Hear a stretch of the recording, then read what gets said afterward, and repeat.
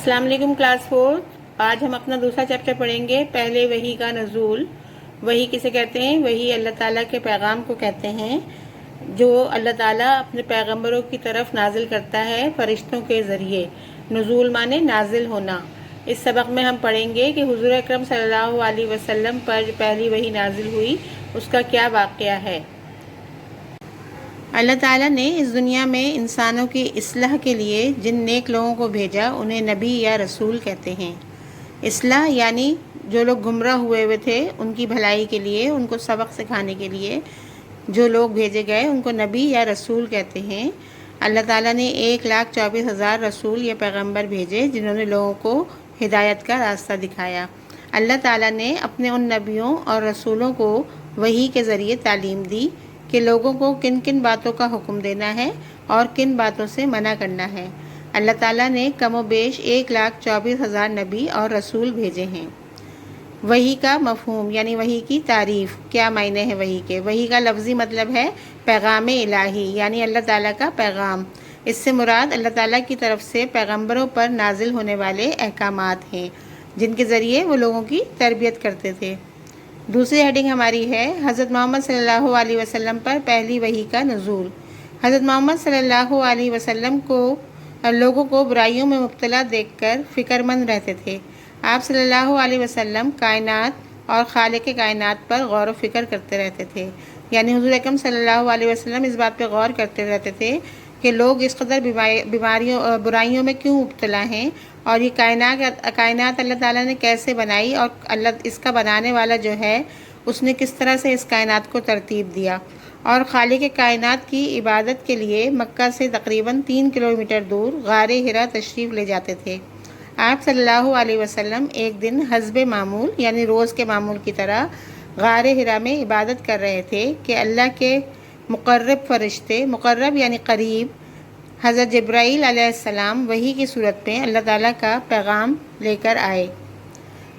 انہوں نے آپ صلی اللہ علیہ وسلم سے کہا اقرا یعنی پڑھیے۔ کیا معنی اقرا کے؟ پڑھیے۔ آپ صلی اللہ علیہ وسلم نے جواب دیا کہ میں پڑھنا نہیں جانتا۔ فرشتے نے آپ صلی اللہ علیہ وسلم کو پکڑ کر اپنے سینے سے لگایا اور زور سے دبا کر چھوڑ دیا۔ اس کے بعد اس نے پھر کہا اقرا یعنی پڑھیے۔ آپ صلی اللہ علیہ وسلم نے دوبارہ جواب دیا کہ میں پڑھنا نہیں جانتا۔ 3 بار اسی طرح ہوا اور اس کے بعد حضرت جبرائیل علیہ السلام نے سورہ علق کی 5 آیات تلاوت کی۔ ان آیات کا ترجمہ درج ذیل ہے۔ ترجمہ: پڑھ اپنے رب کے نام سے جس نے پیدا کیا، انسان کو جمے ہوئے خون سے پیدا کیا۔ پڑھ اور آپ کا رب بڑا کریم ہے، وہی ہے جس نے قلم کے ذریعے علم سکھایا، انسان کو وہ سکھایا جو وہ نہیں جانتا تھا۔ ان آیات میں اللہ تعالیٰ نے یہ بیان کیا کہ اپنے رب کے نام سے اس کی تعریف بیان کریں جس نے انسان کو پیدا کیا جمے ہوئے خون سے، اور آپ کا رب جو ہے وہ بہت کریم ہے، کرم کرنے والا ہے، رحم کرنے والا ہے۔ وہی ہے جس نے قلم کے ذریعے سے انسان کو علم حاصل کرنا سکھایا اور انسان کو وہ تمام سکھایا جو وہ نہیں جانتا تھا۔ آپ صلی اللہ علیہ وسلم اس عجیب و غریب واقعے کی وجہ سے پریشان ہو گئے۔ اسی وقت آپ صلی اللہ علیہ وسلم کانپتے ہوئے گھر تشریف لے آئے اور بستر پر لیٹ گئے۔ حضرت خدیجہ رضی اللہ تعالیٰ عنہ سے کہا کہ مجھے چادر اڑا دو۔ جب خوف جاتا رہا تو تمام کیفیت حضرت خدیجہ رضی اللہ تعالیٰ عنہ سے بیان کی۔ انہوں نے آپ صلی اللہ علیہ وسلم کو تسلی دی اور کہا آپ صلی اللہ علیہ وسلم نیکی کرتے ہیں، سچ بولتے ہیں، صدقہ دیتے ہیں، مسکینوں کو کھانا کھلاتے ہیں اور لوگوں کا بوجھ اٹھاتے ہیں۔ اللہ تعالیٰ آپ صلی اللہ علیہ وسلم کو بے یار و مددگار نہیں چھوڑے گا۔ یعنی حضرت خدیجہ نے ان کو تسلی دی کہ آپ کیوں پریشان ہوتے ہیں، آپ تو سچے ہیں، آپ لوگوں کی مدد کرتے ہیں، غریبوں کو کھانا کھلاتے ہیں، لوگوں کے بوجھ اٹھاتے ہیں، تو اللہ تعالیٰ آپ کو بے یار و مددگار یعنی بغیر سہارے کے نہیں چھوڑے گا۔ اس واقعے کے بعد حضرت خدیجہ رضی اللہ تعالیٰ عنہ آپ صلی اللہ علیہ وسلم کو اپنے چچا زاد بھائی ورقہ بن نوفل کے پاس لے گئیں۔ وہ آسمانی کتابوں کے ماہر تھے۔ انہوں نے ساری بات سن کر کہا کہ یہ تو وہی فرشتہ ہے جو حضرت موسیٰ علیہ السلام اور دیگر انبیاء علیہ السلام کے پاس آیا کرتا تھا۔ یہ یقیناً اس امت کے نبی ہوں گے۔ امت یعنی قوم، ان کی قوم انہیں جھٹلائے گی، یعنی ان کو ان کی تعلیمات سے منہ موڑے گی، تکلیفیں پہنچائے گی اور انہیں مکہ سے نکال دے گی۔ ان سے کہہ دو کہ وہ ثابت قدم رہیں۔ ثابت قدم رہیں یعنی اللہ نے انہیں جو حکم دیا ہے استقامت کا وہ اس پہ قائم رہیں۔ اگر میں اس وقت تک زندہ رہا تو ضرور آپ صلی اللہ علیہ وسلم کا ساتھ دوں گا، مگر اس واقعے تھوڑے عرصے بعد ہی ورقہ بن نوفل کا انتقال ہو گیا۔ اس سبق کا کام کرتے ہیں۔ ہیڈنگ ڈالیے پہلی وحی کا نزول، اگلی لائن میں ہیڈنگ ڈالیے مفصل سوالات۔ پہلا سوال لکھیے، حضرت محمد صلی اللہ علیہ وسلم پر پہلی وحی نازل ہونے کا واقعہ بتائیے۔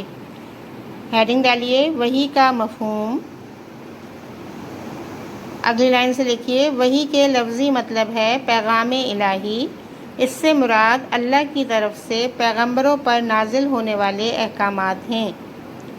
اس سے اگلی لائن میں ہیڈنگ ڈالیے آپ صلی اللہ علیہ وسلم پر پہلی وحی کا نزول۔ اگلی لائن سے لکھیے، آپ لوگوں کو برائیوں میں مبتلا دیکھ کر فکر مند رہتے تھے۔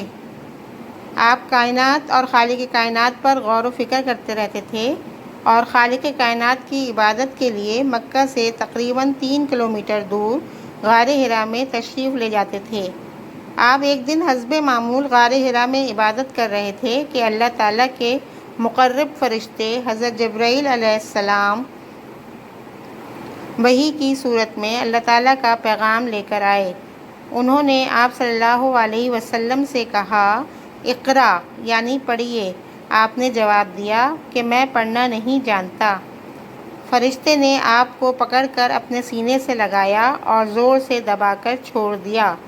اس کے بعد اس نے پھر کہا، اقرا یعنی پڑھیے۔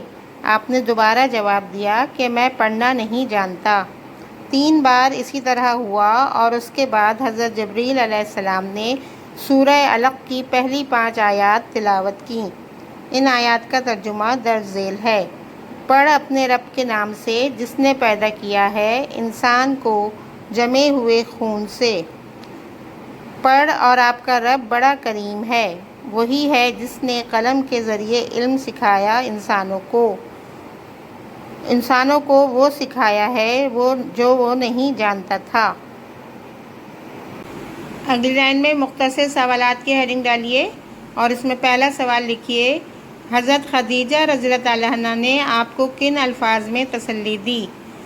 جواب لکھیے، حضرت خدیجہ رضی اللہ تعالیٰ عنہ نے آپ صلی اللہ علیہ وسلم کو تسلی دی اور کہا کہ آپ نیکی کرتے ہیں، سچ بولتے ہیں، صدقہ دیتے ہیں، مسکینوں کو کھانا کھلاتے ہیں اور لوگوں کا بوجھ اٹھاتے ہیں۔ اللہ تعالیٰ آپ کو بے یار و مددگار نہیں چھوڑے گا۔ دوسرا سوال لکھیے، ورقہ بن نوفل نے نزول وحی کا واقعہ سن کر کیا کہا؟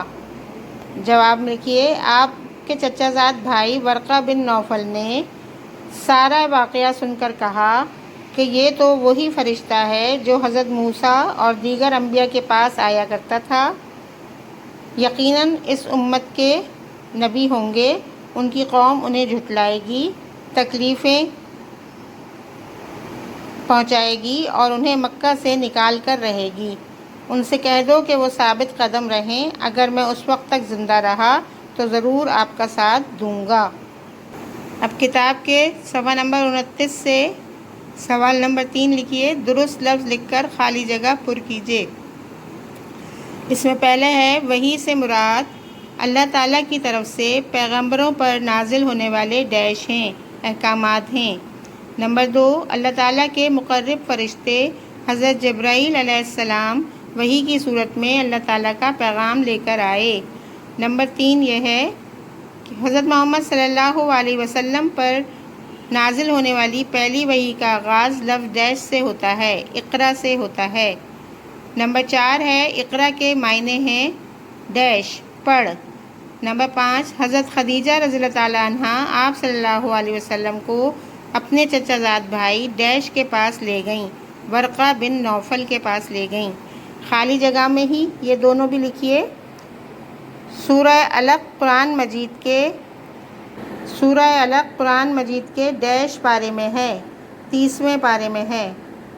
اگلا لکھیے، غار حرا جس پہاڑ میں واقع ہے، آج کل اس پہاڑ کو ڈیش نام سے پکارا جاتا ہے، جبل النور کے نام سے پکارا جاتا ہے۔ اس کے بعد سوال نمبر 4 لکھیے، سبق پڑھیے اور جملے مکمل کیجیے۔ نمبر 1، حضرت محمد صلی اللہ علیہ وسلم لوگوں کو برائیوں میں مبتلا دیکھ کر فکر مند رہتے تھے۔ نمبر 2، اللہ تعالیٰ کے مقرب فرشتے حضرت جبرائیل علیہ السلام وحی کی صورت میں اللہ کا پیغام لے کر آئے۔ نمبر 3، آپ صلی اللہ علیہ وسلم اس عجیب و غریب واقعے کی وجہ سے پریشان ہو گئے۔ اگلا لکھیے، یہ تو وہی فرشتہ ہے جو حضرت موسیٰ علیہ السلام اور دیگر انبیاء کے پاس آیا کرتا تھا۔ اگلا لکھیے، اگر میں اس وقت تک زندہ رہا تو ضرور آپ کا ساتھ دوں گا۔ صفحہ نمبر 30 پہ موجود یہ کام لائن لگا کر کالم الف اور کالم ب میں دیے گئے الفاظ کا تعلق قائم کیجیے، اس کو کتاب میں ہی مکمل کیجیے۔ تمام کام کو صفائی کے ساتھ فل اسکیپ پیپرز پہ کیجیے۔ شکریہ۔ پیارے بچوں، سبق کے کام کے بعد اب آپ اگلے پیج پہ سورہ کوثر کی ہیڈنگ ڈالیں گے۔ اس سے پہلے ہم سورہ کوثر کی تلاوت کریں گے اور اس کا ترجمہ دیکھیں گے۔ بسم اللہ الرحمن الرحیم، انا آتینا کل کوثر، اے محمد صلی اللہ علیہ وسلم ہم نے تم کو کوثر عطا فرمائی۔ فصلی لربک وانحر، تو اپنے پروردگار کے لیے نماز پڑھا کرو اور قربانی دیا کرو۔ انا شانئک ھو الابتر، کچھ شک نہیں کہ تمہارا دشمن ہی بے اولاد رہے گا۔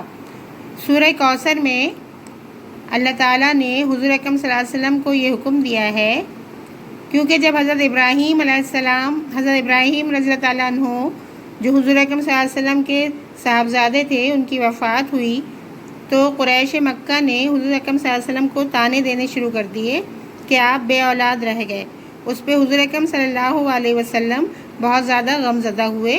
اس موقع پر اس سورت کا نزول ہوا اور اس میں اللہ تعالیٰ نے آپ کو یہ بتا دیا کہ ہم نے آپ کو کوثر عطا فرمائی ہے، یعنی خیر کثیر عطا فرمایا ہے۔ فصلی لربک وانحر، تو بس آپ کیا کیا کریں، اپنے رب کے لیے نماز پڑھیں، عبادت کریں، جو اللہ تعالیٰ نے آپ کو حکم دیا ہے اس کی بجاوری کریں اور اللہ کی راہ میں قربانی کریں۔ انا شانئک ھو الابتر، کچھ شک نہیں کہ تمہارا دشمن ہی بے اولاد رہے گا، اور اس میں کوئی شک نہیں ہے کہ آپ کا نام ہمیشہ رہنے والا ہے، جبکہ جو آپ کا دشمن ہے وہ بے نام و نشان رہ جائے گا۔ اب آپ سورہ کوثر کی ہیڈنگ ڈالیے۔ ہیڈنگ ڈالنے کے بعد نیچے ترجمے کی ہیڈنگ ڈالیے۔ ترجمہ لکھیے، اے محمد صلی اللہ علیہ وسلم ہم نے تم کو کوثر عطا فرمائی ہے، تو اپنے پروردگار کے لیے نماز پڑھا کرو اور قربانی دیا کرو، کچھ شک نہیں کہ تمہارا دشمن ہی بے اولاد رہے گا۔ اس کے بعد اگلی لائن میں تشریح کی ہیڈنگ ڈالیے۔ تشریح کی ہیڈنگ ڈالنے کے بعد تشریح لکھنا شروع کیجیے اگلی لائن سے، جب حضور اکرم صلی اللہ علیہ وسلم کے بیٹے حضرت ابراہیم علیہ السلام کا انتقال ہوا تو دشمن آپ کو طعنے دینے لگے کہ آپ صلی اللہ علیہ وسلم بے اولاد ہو گئے۔ اس وقت اللہ تعالیٰ نے یہ صورت نازل کی اور حضور اکرم صلی اللہ علیہ وسلم کو بتا دیا کہ آپ صلی اللہ علیہ وسلم اپنے دشمنوں کی باتوں کا غم نہ کریں۔ اللہ تعالیٰ نے آپ کو خیر کثیر یعنی کوثر، جنت کا حوض عطا کیا ہے۔ آپ بس اپنے رب کی عبادت کریں اور اس کے راستے میں قربانی دیں۔ آپ صلی اللہ علیہ وسلم کا نام ہمیشہ رہنے والا ہے، جبکہ طعنے دینے والوں کو کوئی پوچھنے والا نہ رہے گا۔ Thank you.